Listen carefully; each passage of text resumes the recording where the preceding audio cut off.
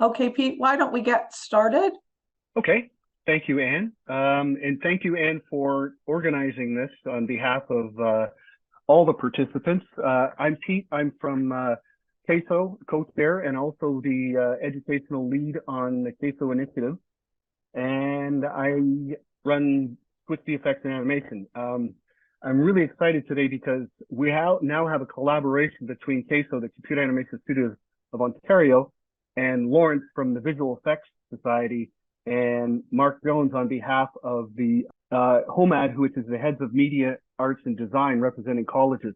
These three groups have one goal in mind, and I'm very excited about the goal that we're trying to achieve here.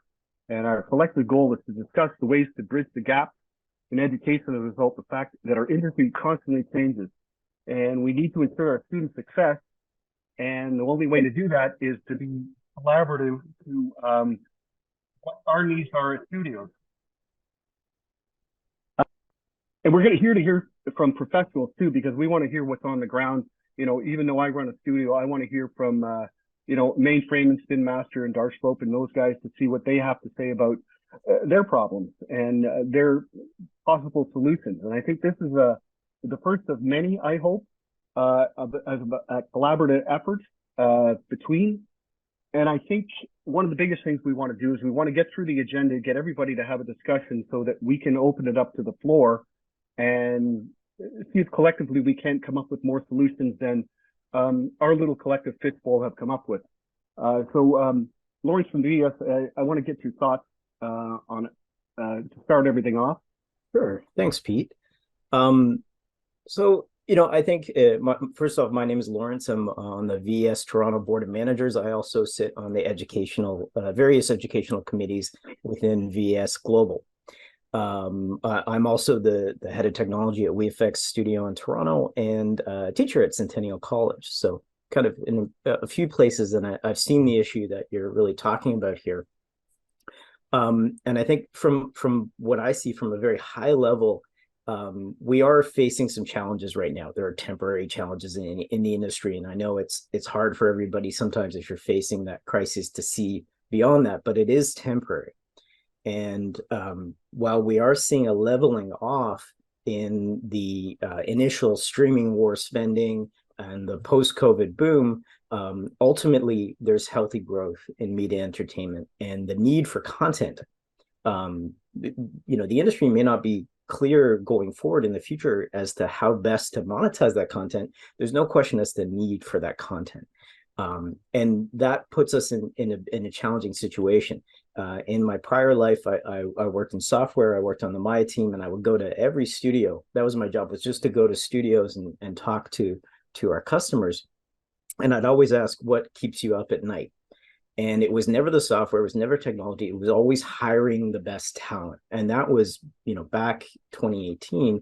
And I think that's even gotten worse now because the landscape is changing rapidly. We are facing a scenario where it used to be you go to school, you learn Maya or something like that, and you're probably good to go. But now the number of software you need to learn, the skills you need to have. We've introduced AI, Unreal, real-time game engines, virtual production. It's a much bigger industry, and so people need to learn a lot more. And this becomes very challenging for students. And it becomes challenging for teachers to teach. We have to handle that in our employment. And so I think everybody here is probably feeling that skills gap in trying to get talented employees. And at the same time, we're all getting older. Our seniors, the senior talent in the industry is starting to age out. They're looking for something new. So we have a talent gap that we need to fill. And that's why I was so excited when Pete and Anne and Mark reached out wanting to talk about this issue collaboratively.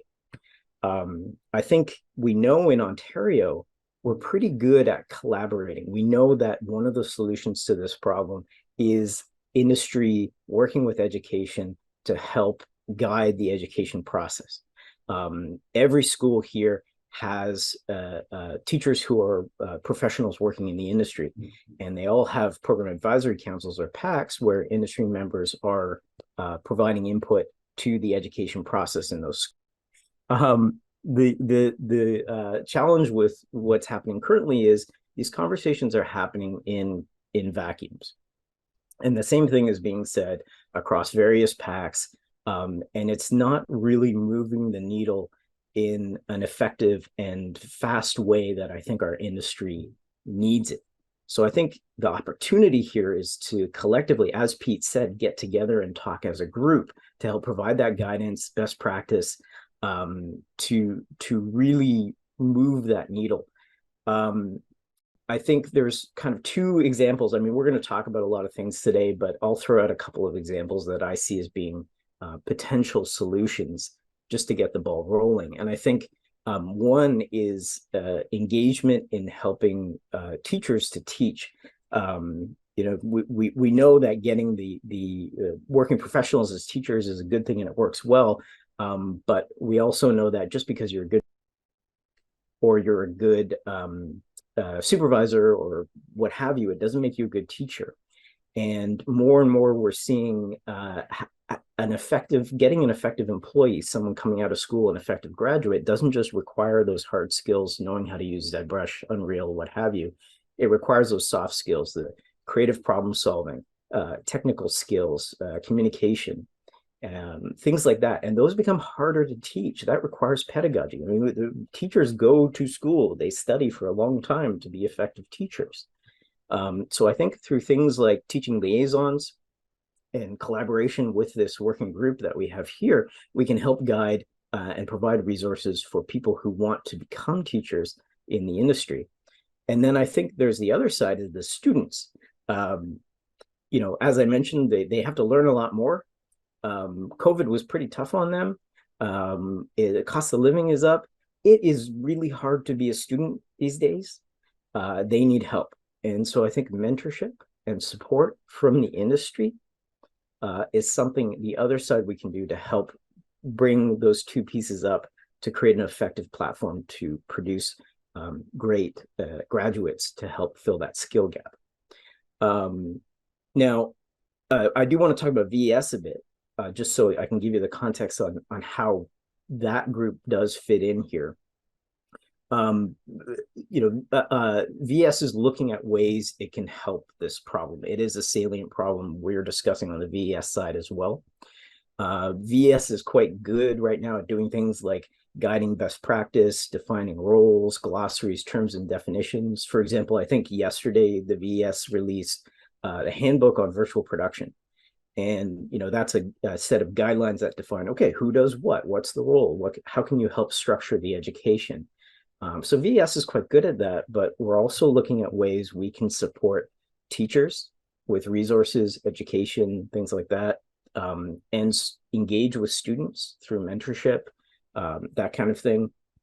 But ultimately, I think the most important thing I can do on behalf of the VES is listen, so we can better understand, because we're really trying to reevaluate how the VES can help. So if you have thoughts and opinions, feel free to pose them in this group or come to me directly, and we'd be happy to engage on that. And ultimately, we're really excited to be a partner in this effort because we're passionate about Ontario and our industry, obviously. So that's my spiel. Thank you for listening. Thanks, Lawrence. I think one of the biggest things VES and your weight brings to this as well is your international exposure to other jurisdictions on education. And I think that globally, we're all suffering from the same problem. And I think you bring that light to this group as well. So I appreciate that, Lawrence. Thanks very much. Let's start to hear from our hiring challenges from our studios. Christine, why don't you start us off and tell us what, it's probably going to be quite the same, but why don't you start us off and tell us what your main throes of hiring problems? I mean, we're in a very different situation right now than we were, a year and a half ago. So it's, we've kind of got the pick of the litter. So it's I think a very different conversation than I would have had with students a year ago with how they have to present. But I think that's the, it kind of ties into a lot of what I'm hearing from the supervisors and the leads is communication came up over and over and over. And that is the communication from, our initial conversations through the interview process, and then the communication while they're on, a team. We are at home. We are a blank page a lot of times on a screen. And it's learning that professional communication that I think is a huge thing that's missing from a lot of people. And there's not a lot of confidence with students coming out with, coming on camera. There's a whole lot of excuses with, oh, my camera doesn't work, or this. I have supervisors that say every day, I've worked with someone for a year and they've refused to put on their camera. So it's, how do we get those students when they're in school? How are they coming out? I go to a lot of school presentations and I, again, see a lot of blank screens. So is that something that we can work on, while they're in their programs, that everybody has at least a certain amount of time that you should be visible to each other and get comfortable with having that professional communication? How do you do that? And the other thing that comes out with the communication is receiving feedback and asking questions. People seem to take a whole lot of things personally, and learning that, you're coming into a studio not to necessarily, give your artwork. You're taking the vision of your client, you're taking the vision of your director, and you're translating that into a product. And a lot of times once you get that feedback, people get really defensive, they get very upset, and they're not able to kind of handle those emotions when they're dealing with their supervisor. So how do we teach those skills? So I think it's almost, we've been doing a lot of soft skills training at the studio. We bring in a trainer that does, empathy training, resilience, things like that. How can we bring that into a younger generation coming out, and especially coming into a very tough industry where there's, you're going to come in and now compete, and the jobs are not going to be as long. You're going to have shorter contracts. It's going to be a little bit tougher for the next few years. So how do we teach people how to, have that resilience and really kind of stand out? And I think as I'm looking at from the recruiting perspective, when I'm now recruiting for a junior position, a few years ago, I would have been able to hire so many students because we didn't have enough talent that had experience. But now we've got people that have 1 or 2 years, in studio experience versus a new grad. So who's going to get that spot? Because they're both going to take the same rate, but we've got someone that has, they come in, they understand the pipeline, they know how to use shot grid, those kind of things. So they're going to get the opportunity over the new grad. So the new grad really needs to stand out in terms of the presentation of their portfolio and their personal presentation. And I think the personal presentation needs to be, I come in, I want to go into lighting. Be very specific. That's what you want to do.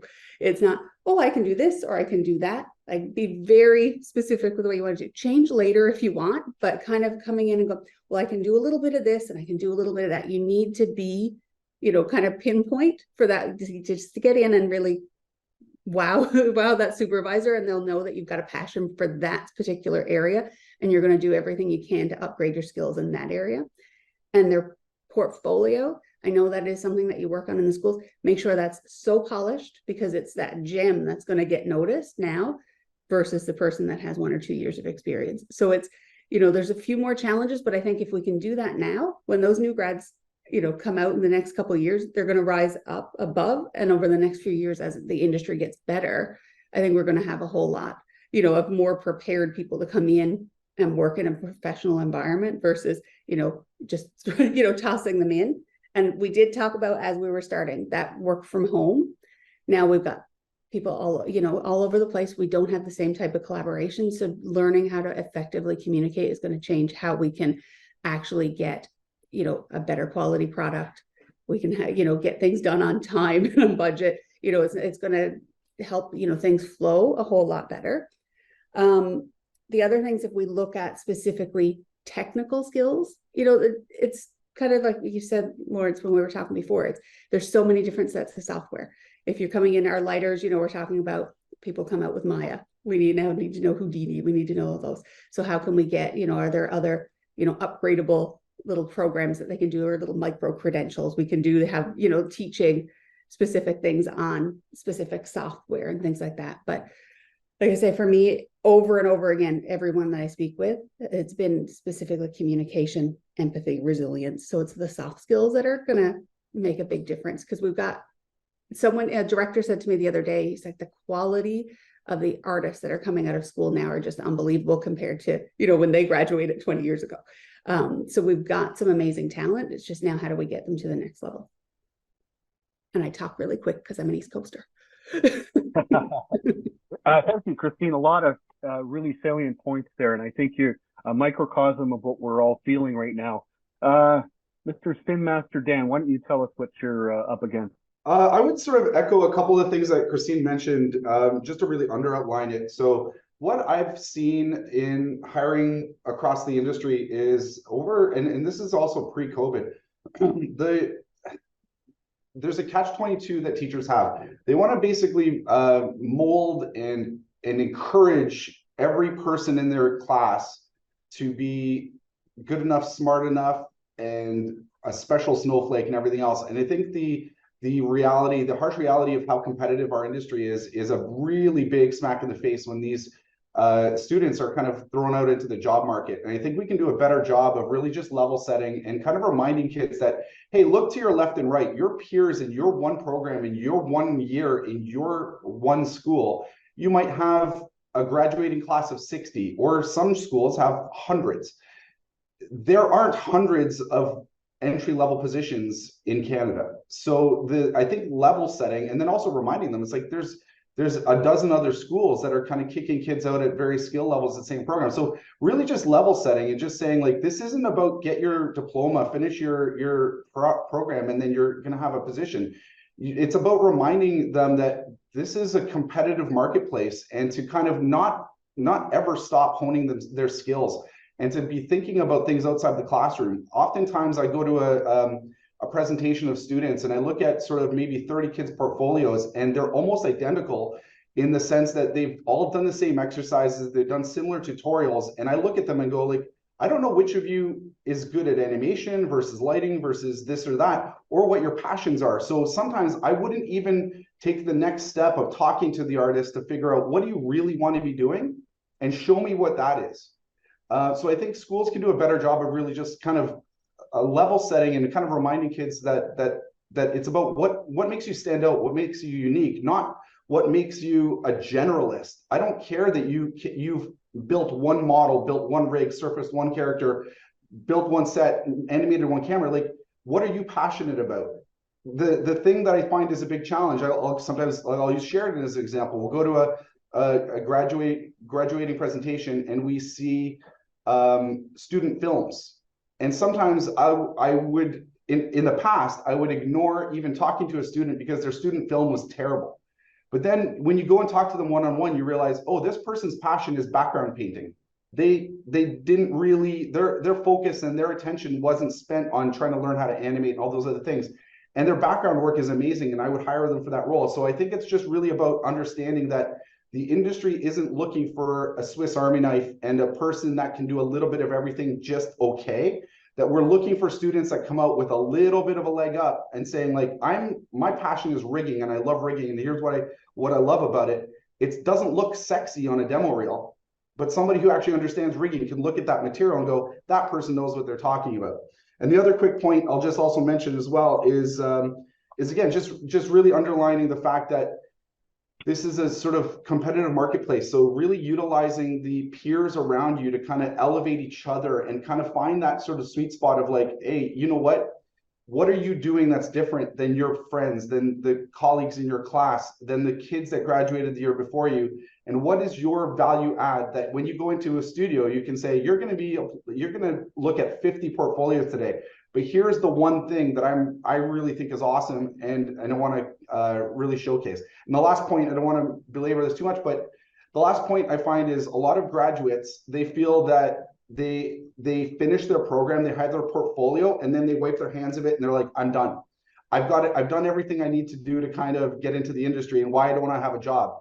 And the one thing I remind all of them is like, hey, you know what? There's only really 12 major animation studios. There's maybe another like dozen big VFX houses in the country. There's a lot of smaller shops, but don't stop honing your skills. The day you graduate is the day you start go home and focus on, look at your portfolio. What would you have done differently? What kind of jobs are you now that you've come out of this 4-year program that you're now really excited about? And continue to develop those skills, and to not be afraid of harassing some of the studios that you're really interested in. And I say harassing with an asterisk because it's one of those things that's like, I tell students, every 3 months touch base, because sometimes timing is key. It's not about that in September, or sorry, in June, when all the presentations are coming out, that's when all the open positions are. It might be in December that there's a project that gets greenlit. And sometimes it's timing, and that you happen to just be like, hey, we met 6 months ago. I just want to show you what I've been working on since we last met. And here's what I've been focusing on. And I think this is really kind of in line with what your studio is looking for, and showing that initiative, as opposed to just going, okay, well, here's the portfolio I created 2 years ago. Do you want to hire me now? And just continuing that education, because again, everybody's got the tools at home to continue. They don't need professors. They don't need everything else to continue that education and that skill development. Yeah, I'm gonna echo a little bit of what Christine and Dan have just said. Like, I think at the end of the day, you know, the best students that are coming out are passionate, are flexible, and are always willing to be learning. You know, unlike when, you know, I didn't have my gray hair and entered the industry, it was fine to learn Flash, it was fine to learn Maya. There were nominal changes along the way. Right now, the speed of the software development and the speed of the platforms that are coming out is just exponentially faster than it was before. And so, you know, it's great to have folks that are coming out that have learned skills. And in some cases, you know, they might even have a sharper knowledge of a new piece of software than many of our team. But that doesn't mean that they necessarily understand how it is to be part of the culture fit and to be in a position where you're on a team with a bunch of other people that are moving towards a collective goal. The other part of that is just, you know, look, the last 4 years have been weird. You know, we had, obviously COVID was strange, you know, we suddenly from our end had this need to hire people immediately, and they were unavailable. And we were, you know, in a position where we had to hire people across the country, around the world, and you now are dealing with time zones, and you're dealing with all kinds of languages and different things that were unexpected. And then it's almost like the emergency brake comes on with, you know, the content drought, with the streamers not commissioning things and the strike that's on. And suddenly, you know, we're seeing around us a lot of traditional studios have had to let people go. So now there's a lot of more available talent that are out there. In our case, because we do video games as well as television, as well as virtual production on Smart Stage, it was being able to shift from working on linear animation to working on video games, all still using sort of many of the same software tools, but a different kind of production methodology. And I think that, you know, if you're an artist and you're able to navigate that, if you're able to like learn and understand how to adapt to those kind of situations, then you will be like a hero during these kind of volatile times. I think that if you're really kind of like your approach to things is just one kind of direction, and you feel like you've kind of mastered one way of doing things, it's going to be tough. It's going to be challenging going ahead. Certainly we've had a number of students that have come through that have been just a great culture fit, and they've moved up relatively quickly because the teams around them have found that they've filled those gaps in the right way.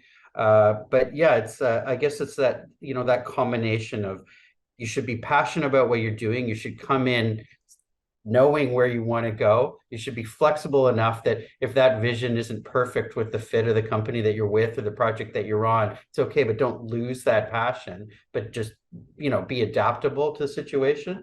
And then to be constantly picking up the new tools that are out there, because, you know, the way in which things are being made is just changing so fast. And again, you know, if you're looking ahead to the new devices like Apple Vision Pro, or, you know, the new content places like, you know, inside smart cars and tablets, and that these new ways of consuming content, it's not sort of the same beast as it was even 4 years ago. Yeah. Thanks, Dan. Hence why we're here. And I think, Mark, you just got a gauntlet of information to see to respond to. So I'm going to let you tell us and talk about the educational side and the overarching point of view. Thanks, Pete. Hi, everybody. It's great to be here, and I'm really glad to be able to speak to some of these and some other points that have come up so far. I want to underscore, first of all, just a quick introduction. So I'm Mark Jones. I'm the Dean of the Faculty of Animation Art Design at Sheridan. Prior to that, I was chair of the School of Creative Arts and Animation at Seneca. I've been sitting around the HOMAD table since 2006. I'll explain what HOMAD is in a second. But I do want to underscore that I'm one person of many. I'm going to try to make a few points independent of what's been raised up to now, but also address maybe a few of the observations that have come up. I do want to underscore that my impression from having worked with Pete and Anne and Lawrence leading up to today is that we're interested in a discussion of how to better coordinate between our organizations in order to address what might be thought of as more systemic challenges and consistent challenges across our sectors, rather than kind of going to sort of anecdotal information that can be helpful, but really we've got a big challenge ahead of us here, and so we have to take it from the scale that is being presented to us. So I just want to describe, so HOMAD, so what is this thing called HOMAD? Heads of Media Arts and Design. The college system in Ontario is governed differently from other aspects of the education system in Ontario, i.e. the universities and the private career colleges. We have our own piece of legislation. Part of that legislation is that the colleges are required to meet on a regular basis as a group in order to discuss common issues around certain disciplines. So our group, Heads of Media Arts and Design, is the collaborative working group of all chairs, deans, and associate deans from across the 22 colleges in Ontario that have programs in our cluster. And we have discussions like this regularly. So we all know each other. We work together pretty well, and the sort of discussion that we're having here today would be very common and familiar to our HOMAD colleagues. So I'm going to be speaking generally about the colleges. I'm from one college, but I'm going to be speaking about the system more generally. So let's just outline a couple of primary points. Collaboration between industry and the colleges is essential for our common goal, which is graduate success and continued competitiveness and vitality of the sector. It's important as a baseline set of information to understand some of the ways that the colleges are governed by the province that actually influence some of the things that we want to do here. So here's a quick list of them. Number one, every college program must have an advisory committee made up of industry reps to advise on changes to practice that could influence curriculum. And these committees must meet regularly. Number two, colleges are measured on various KPIs, including employment rate, employer satisfaction, and graduate satisfaction. This is great when it works well, but the reality for any of you that have received these reports is that the small sample size can often be a barrier to the degree of insight that they provide. So what that means is that the input from the industry itself is vital because it's an important tool. College programs must align with provincial minimum outcome standards for each discipline. So when you talk about the skills that are actually coming out of college programs, one thing to be informed by is the fact that all colleges must demonstrate that they meet minimum standards specific to credential type. Now, most programs will exceed these standards because the provincial standards can go many years before being updated. Typically, it's around 7 to 8 years before minimum provincial standards are actually updated. But the colleges themselves, each program must go through a formal program review around the same time, once every 7 years. Now, you might think, well, that's a long time for a program to go without a review. But bear in mind that the colleges often do updates to curriculum much more frequently, often annually, to coincide with changes in technology and pipeline practices. So just as Lawrence said earlier, the studios and the colleges have been dealing with an enormous amount of change in the industry that's occurred in the last few years. For example, converging production methods such as increased use of game engines in all forms of production have required a wholesale re-examination across our programs in curriculum in order to re-examine how we're trying to keep up with industry changes. Another example of that is artificial intelligence. So the thing is that the colleges are accustomed to hearing feedback from all of you, the industry reps, and on the content and the quality of our programs. Most of this happens through these professional advisory committees, but it can also happen through our own individual networks, both administrators and faculty. It can happen through program review processes, and it can also happen through faculty who are active in the industry that are actually teaching in our programs. So, you know, to get specific with a couple of the skills that's been brought up to now, it's really important for college programs to have broad input from a number of studios. And the reason for this is that when we have individual discussions, we're hearing what the particular methods and needs are of that particular studio. And you know, most colleges strive to teach industry standard hardware, software, and production techniques. But as Lawrence is saying, sometimes these discussions can happen in a vacuum. We need to have broad input so that college programs, when those curriculum changes are being made, they're not just responding to the requirements of a couple of studios, that they're actually responding to the broad range of needs that are being identified, because you have to understand that part of our challenge is how do we synthesize those needs into a program that serves students in the broadest way possible, knowing that once they actually get out into the workforce, that those students are going to be required to adapt to local practices depending on who they work for. So you can see part of the challenge here. And an example of this push and pull is that when, you know, my experience having gone to these PAC meetings for many years and talking about it with my HOMAD colleagues is that when we get in a room with industry experts, the discussion around generalists and specialists can often come up, right? And you will get different responses to that depending on the studio. Some will say, you know, we need specialists, and some will say, well, we do need specialists, but we really need people that are flexible specialists. We need to know that if, you know, a show is coming offline and we're moving into another production, that instead of, you know, ending contracts or laying people off, we want to be able to take our great team and move them around to different departments.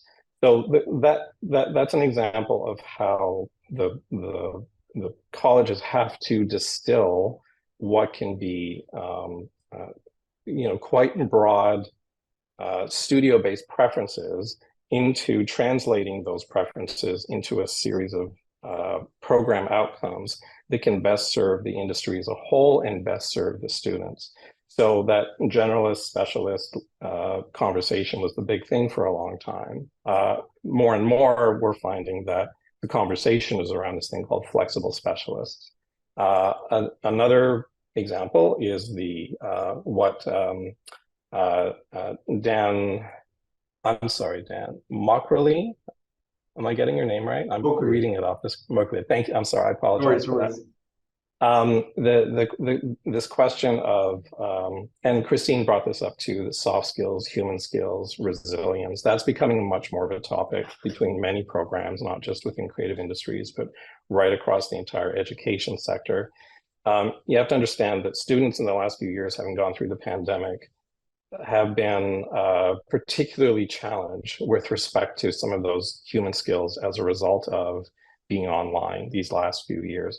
There's a lot of adaptation to do there. There's a lot of catch up to do there. This is a problem for all of society, and education plays a critical role in that. And so that's something that is getting a lot of traction within colleges, universities, all kinds of levels of education. So I just want to sort of get to the main point here, which is that group exchanges between colleges and industry reps is essential because of these even at the level of college level PACs, there still can be limited context for the input that can be translated into curriculum evolution.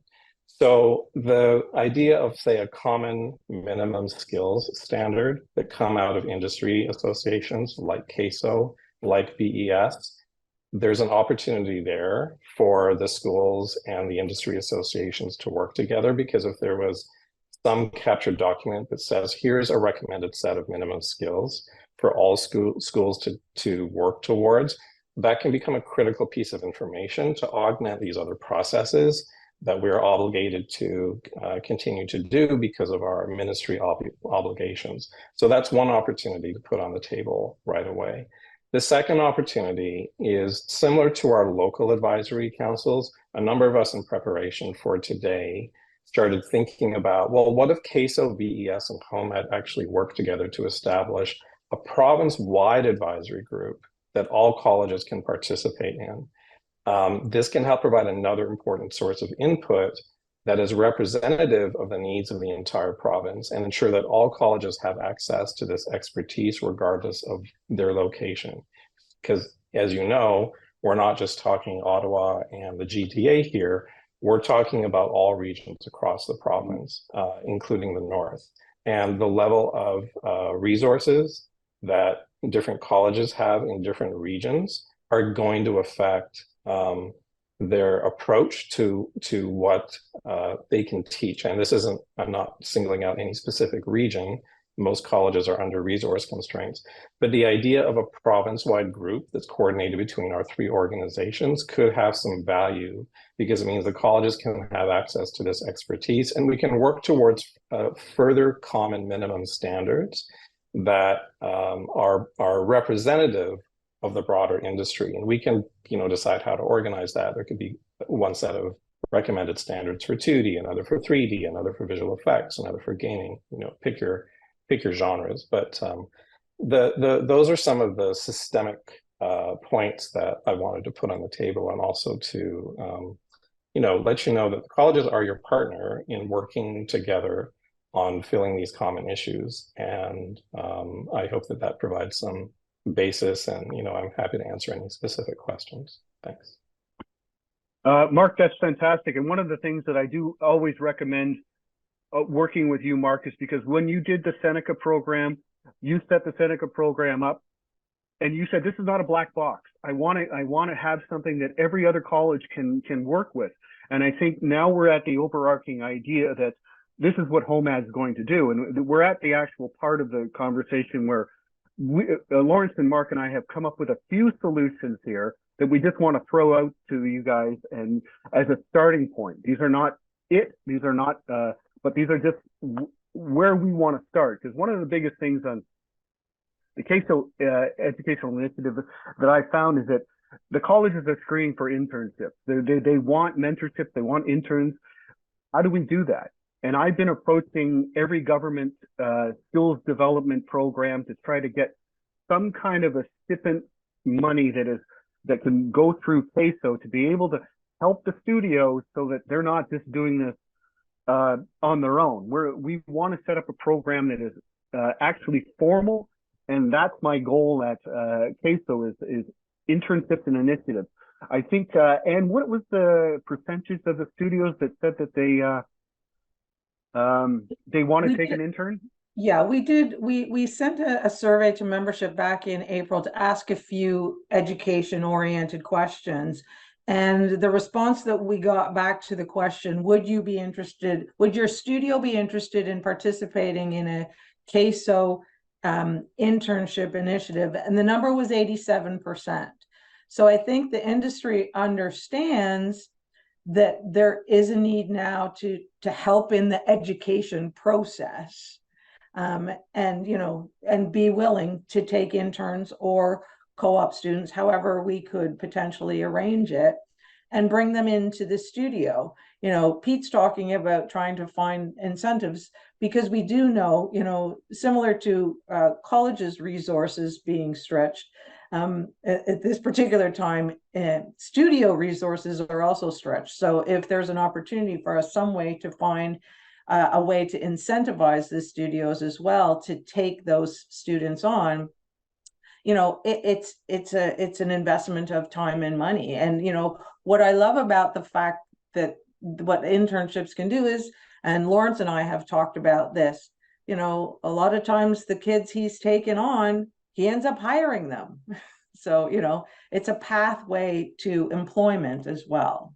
That's If I could, because I think there's 2 points to that as well, because I think there's the in-studio internships, and I think there's also a value add that I know Sheridan does. I'm not sure how many other colleges do, but also bringing industry professionals in to take on little mentorship groups, to kind of, I know some colleagues that literally are down the hallway from me right now that have spent a lot of time kind of working with small groups to mentor and to kind of level set on, like, okay, what is the studio life like and things like that. So I think there's one of those things where it's like both things are equally valuable, and I think the one reality is that internships in studios can sometimes be limited by the availability of somebody to actually take the time out of their day to show somebody the ropes when it's a crunch, when there's a deadline, things like that. So I think there's an unfortunate reality where sometimes internships can sort of have somebody come in and get parked in a chair and they just watch tutorials all day, because the people that are supposed to be chaperoning them and helping them out just don't have the time to really kind of make it an effective internship. So that, I think the inverse is also super valuable, is bringing the professionals to the schools to kind of have a similar experience and that similar exposure, that real world exposure, in a larger setting as well, because you can take on more students and kind of impact more of them, as opposed to one person, one internship in one studio. I have to say, thank you so much for that beautiful segue, because some of that is what Lawrence is going to talk about. So the segue is fantastic, but I hear you. And that's one of the things that Pete and I have talked about. For example, within CASO, we have roughly 35 studios. There's also thousands of students within the colleges in Ontario. So that math just doesn't work. So how do we at least somehow get started? And I think Lawrence has some great ideas. If we can segue to Lawrence. Yeah, I mean, the internship side of things is very challenging. Like, I can talk about what I've seen successful. I've been teaching for 14 years, and I had a very kind of localized machine working very well. We would teach, the skills that we thought were critical for our workplace. We get our employees teaching in the school, and then we'd hire the talented students. And there was always this battle between the different teaching groups, like who can get the best students and things like that. And I think that was one of the very successful things in getting around that challenge of internships being kind of a time suck and a resource suck for the particular studios, because you're kind of getting someone that's a bit more plug and play. But I think the challenge here is that works very well in kind of a local fashion between one studio and one school. How do we scale that out? Like, how do we make that more of a generalized thing? And I'd love to hear from everybody here in terms of what we think we can do to solve that problem, because I think Pete is right on the money in saying that, like, the best thing we can do is get people working as quickly as possible, because they're going to continue to learn on the job, right? What I've seen is that the internship is really where the real learning happens, and where that person cements their skills and starts to pick up some of those soft skills that they maybe didn't get from the school because they're exposed to that studio environment. For me, I think there's two sides to it. I think moving more of that studio environment into the college space, I think is good. When I'm teaching, every other week we do a group critique, and I don't say anything. I get the students to provide feedback to the other students on their work in progress projects. And so what I'm trying to do is get everybody to have that studio experience as students. Christine, you brought up shot grid. This is something I think a bunch of schools are looking at in terms of, like, can we actually move the school, like the review process for the teachers onto a platform that's more similar to what people are going to experience in the studios. So I think on one side of it is trying to move, getting the input from this group in particular as to, okay, what are those skills that would allow an intern to be more plug and play, and make it easier to pick up an intern. And then I think the other side is how can bodies like VES, CASO, maybe HOMAD help the studios have more time, have more resources to take on those interns. And I don't know if that's funding, scholarships. We are talking the VES level. Can we get globally, talk to industry to start to build scholarships to help people, maybe even underprivileged people that we don't have. So I think that's another side of it as well.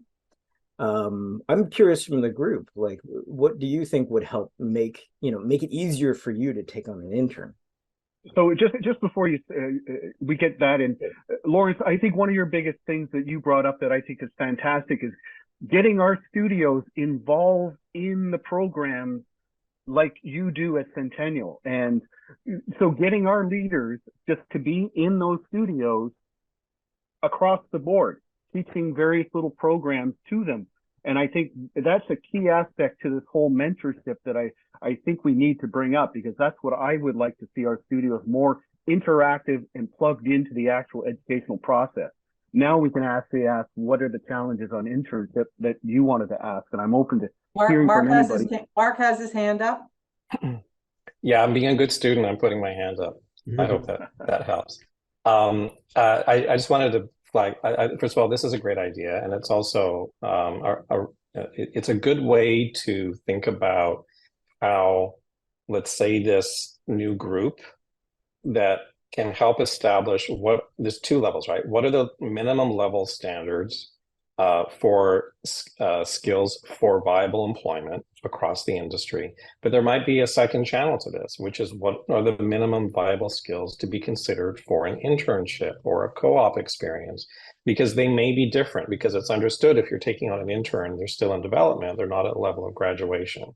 So that's an important point. And I do want to underscore that every college would be interested in understanding better how their students can take advantage of those in-studio work integrated learning experiences. Not every program is actually structured to have an internal internship built into the program, because it really depends on the length of the program. But there can be other models that can be explored. So for example, Lawrence, your point of actually bringing the studio into the schools, I can see within this eventual set of standards a series of plug and play options for colleges to look at and say, okay, we've got a 2 or 3 year program. We know we're not going to have time to put in a full semester worth of a co-op or an internship experience there. Here's some other solutions and who we can work with. So the more of those options and those understandings of minimum skill sets that are needed for those different experiences, the better equipped everyone's going to be to get themselves organized around that. So thank you. Dan, you had something to add? Yeah, just Lawrence, I love that idea of integrating, ShotGrid into the learning, I guess the ways of learning the project, and teaching. And I think if even more of a classroom setup was set up more like a scrum, like if you were literally having stand-ups and reviews and just basically kind of replicating how things are actually being done in the real world, they will be better prepared. It won't be such a kind of, like shock when they join a completely different sort of structure that's in place. The other just comment, I guess, and I know everyone is so stretched for time, but certainly I think it would be very valuable for the colleges if some of the instructors could come to the studios with the interns and maybe like audit what we're doing, because they will approach it from a more holistic point of view. They're not as, personally, focused on what it means for them on the project. They can understand a bigger picture. And I think that information would be more valuable more broadly for other interns as well, because the world is changing so fast. And just being a part and understanding of how we're structuring things is really useful. That's all. I'm just going to chime in quickly on Dan's point. that I think there's value to that. And I think, Lawrence, you brought up a point earlier about the speed in which the technologies, pipelines, and tools and things are changing and evolving right now. It's always been, since I was in school in the mid-90s, it was always a challenge where the industry was always a few years ahead from a hardware, software, and process standpoint. And then the unfortunate reality is it's just because the teachers that aren't working and the professors that aren't working in studios, they don't get that same real-time hands-on training that the students do, and it's getting faster, and it's harder to kind of keep up with the Joneses, so to speak. So I think the challenge there is to ensure, and as a studio that kind of works with multiple vendors across the world, we even have little cheat sheets that we kind of keep and we update every 6 months, which is like, what versions of the software are all of our vendors using? Where is there sort of cross-pollination? Where are there threads where it's like, okay, all right, everybody's moving towards Houdini now for these types of processes. Let's kind of advise all of our studios to be like, okay, you know what? Your peers are kind of moving towards a new world order. Maybe take a look at that and invest in that so that you can your studios can be agnostic as far as software pipeline and things like that, and you have more flexibility for students to be able to come in and hit the ground tripping, as opposed to just like not being able to work at all for a few weeks until they get up to speed on some tools. So I think there is a value for schools to kind of to again do that due diligence and kind of keep up with, okay, what are the primary pieces of software being used. And the reality is the schools are never going to be able to keep up with the innovation. And so I don't think the challenge is to try to meet that demand, but it's to educate the kids to say, hey, in class, you're going to learn the fundamentals of how to model this. But you should also be at home, go download a copy of the latest version of whatever the next version of ZBrush might be that we don't have in school, and take a look at these new plugins and tools, learn that on your time, because it's not just about the in-class training, it's about each individual sort of trying to level set and upgrade their own skills to keep up with the demands of the industry, especially if they know what field they want to get into. VFX is slightly different than animation, slightly different than games. And even West Coast, East Coast, working with studios overseas, there's so many variables that the schools will never be able to keep up with it. And I don't think we should try to have that be a goal. If I can just add a point to that, it is very helpful that more and more software developers for our industry are releasing versions of their software for education that are either free or very low cost. That's a huge help. There is time that needs to happen, you're right, with respect to integrating new platforms into curriculum. That does take a bit of time. The bigger challenge that a lot of us are noticing is not with respect to software integration, but how expensive the hardware is becoming because of the demand for faster video cards that can sometimes be more expensive than the actual towers themselves. That's become more of a financial challenge for most schools than the software has become. And so we're struggling with what the solution to that might be, because we have to teach to industry standards with respect to those things eventually. And we know that the window of development cannot be very long, because if it was, then the industry would move on to the next version of that software, and then we're back into the same scenario again. So I just wanted to outline that in terms of where things are improving on the software side, but where they're becoming more challenging on the hardware side. You know, a few years ago, you know, none of us thought we'd be in a scenario where we'd be having a discussion around, well, which one of our colleges are going to be, you know, installing their own LED volumes, you know, where it's as opposed to ones that are trying to find other solutions for that form of production. So the conversation has definitely changed around that. And but I don't think we're looking at years before some of those new technologies are actually integrated by and large.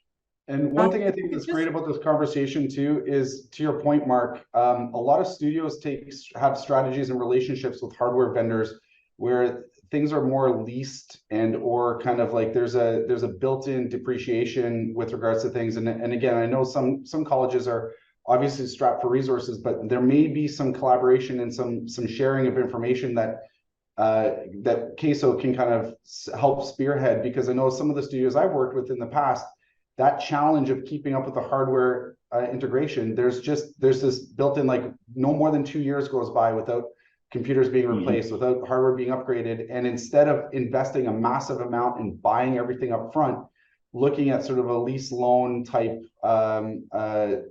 business model for some of the schools and hardware vendors might be a way of bridging that gap a little bit. I just wanted to bring up quickly, in the chat, Melissa had a very interesting idea, which again could be something that gets taken on by this industry level board, which is at the start of semester, do an industry kickoff, which would allow studios across Canada just to share what's important, what's current, what's new. So I did think that was worthy of mentioning out loud to the group, because it could be part and parcel of what could be done with this overarching group that we've discussed. I also I'm trying to make a note on lease and loan, because I liked that too. But you know, that's definitely an idea, that this HOMAD structure of group that's going to advise is definitely both those examples, especially a general kickoff of what the industry's needs are for that particular year. I think that's a very important aspect of what our challenges are as studios. And I think having standardized touch points with the industry, we have it now with a PAX, but if we take that model and standardize, okay, here are the touch points we're going to have every year between industry and education in this group, I think would be an awesome outcome, because it would keep us talking. Yeah, I mean, there's a lot of great points here, and you know, we've got some things that we're already going to do, but I want the group to be involved. I want them to be able to email Lawrence or Mark, myself, and get involved in what we're trying to do here. This is we can't do it alone, and we're not going to do it alone. We need industry input, and I'd like to be able to have advisory committees that are going to help us make these decisions. Great. We have Melissa already on board in the chat. So just before, in closing, I think, you know, we'll look to forming this overarching group. So if you want to help us from a studio side, establish minimum skills, you know, from an education side, whether it's how can we bring more studio environment into the schools, as Pete mentioned, please email any of us on CASO, or Mark at HOMAD, or Lawrence with the VES, and we would like to be able to come back to you, you know, again, maybe in about 6 months, and talk about what we're working on and what we need your input on again. Thank you. Okay, guys. Thank you. Thanks, Cheers, everybody. guys. Bye. Thanks so much. Take care all.